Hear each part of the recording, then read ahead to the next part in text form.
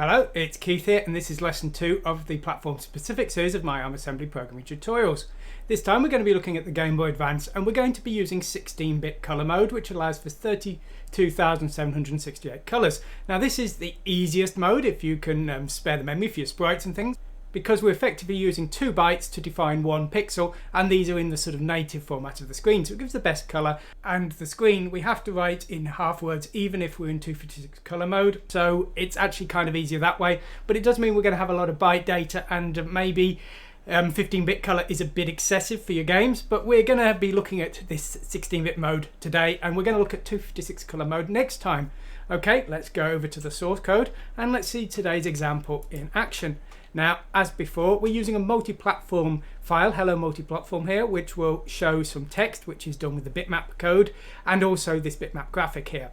Now, the bitmap graphic itself is included down here. All of the bitmap graphics in the correct format can be exported with my Sprite editor.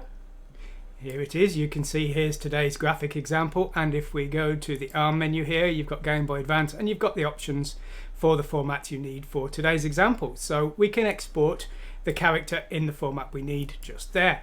Now, with regards to today's example, we're going to be looking at various parts of the code. We're going to be looking at the screen initialization code just here, and that will turn on and set up the screen. We're going to be looking at the get screen pos, which will calculate a memory address within screen memory for a pixel that we specify by x and y coordinates, and a get next line, which will allow us to move down one line after the drawing of each line. Now, as I said before, there is one rather frustrating thing about the Game Boy Advance screen. It's not too bad in this mode where we're in 15-bit per pixel mode, but in 256 color mode it's quite annoying. We have to write in half words. We can't write in bytes. If we wrote a byte, then when we wrote the second byte, the first one would be reset. So we do have to work in words. You can see that in this loop here, transferring the byte data. And the way this works is we use get screen pos to calculate the starting position of the character here, and then get next line will move down one line each time. So for example, if I just change the screen position here from 100 to 50, and if I compile again, where you can see the characters moved up a bit, although the text has now gone over the top because we've got some messages down here. But anyway, you can see basically we can do our graphics onto the screen, and today we're going to talk about what's actually needed to set this screen up and get it working. Now, on the Game Boy Advance, it's relatively easy, at least compared to the Nintendo DS anyway. So first of all, we need to enable our screen mode. Now, the screen mode we're using in this case, we are going to be using screen mode 3. And this defines the screen as one sort of raw bitmap screen. It's not any kind of tile map or anything. This is going to be easiest for us as beginners. The Game Boy Advance has some great tile map options, but as I say, for simple stuff, we're just going to work with a dumb bitmap screen, especially because I do focus on multi-platform code in my tutorials, and not all systems have a tile map and sprites. So we're going to be just using simple bitmaps here. Okay, so first of all, we need to select the LCD control register, which is at this massive address here. And then we are turning on what's known as layer 2, and we're selecting screen mode 3, and we have to do that with these settings just here. So that will turn our screen on, and it will effectively get the screen ready for us to use.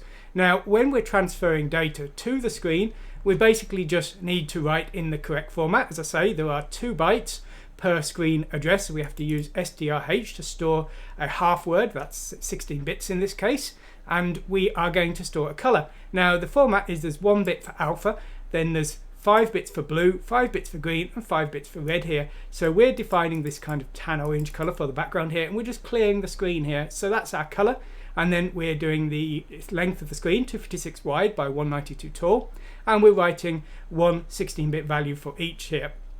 Now, of course, if I change the color here, if I wanted the background to be more of a blue, if I put 1s in here, and then if I compile this again, well, we now got a kind of purple because I didn't remove those. I didn't remove the brown settings, so there's a bit of red in there, but that's quite a nice color. And you can see it's very straightforward to write data to the screen here. We just need to write to the screen memory address, and the screen memory address starts from this address here, and that's at 6 and then 6 zeros in hexadecimal. So that's where our screen is, and as I say, we can just write straight to it, which is very convenient and a lot better than some systems we've had to deal with in the past. Now the Game Boy Advance does have palettes, but they're not going to be relevant in this mode, so we don't need to worry about those.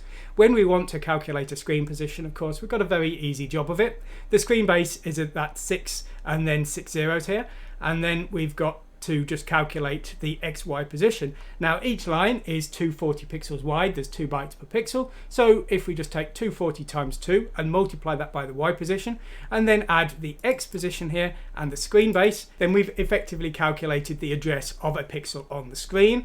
Once we've drawn the first line, we then need to move down the line, but again all we need to do is add the width of the screen times the width of each pixel, which is 2 bytes. So we just add effectively 480 here, and that will move us down the screen. Very straightforward, really. So as I say, the Game Boy Advance is a nice, easy system to work with. It's a good one if you're looking to get started. RISC OS is also excellent, but the trouble with RISC OS is you're going to need the ROM file. That's one of the problems. The Game Boy Advance is much more simple.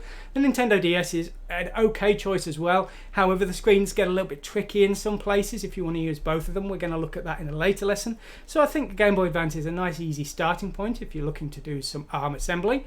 So there we go. Okay, so that's all we're going to be looking at today. We've had a look at a simple example here and we've learned how to make it work. We've learned how to turn the screen on and how to plot pixels to the screen. As I say, you can download the source code for today's example, the build script, the pre-configured emulator, and also you can download Aqua Sprite Editor, the sprite editing tool I use to make the graphics. So hopefully that will help you out. If you've liked this episode, please like and subscribe. Liking the videos recommends them to other people, which helps people find them, and subscribing just gives me more motivation to make more tutorials. So please consider doing that. We're going to be coming back to the Game Boy Advance next time. We're going to look at the 256 color mode, and then later on we're going to be looking at the Nintendo ADS, which is kind of an enhanced version of the Game Boy Advance. There's some similarities there, so please stick around for that. Anyway, I wish you all the best with your programming. Thanks for watching today, and goodbye.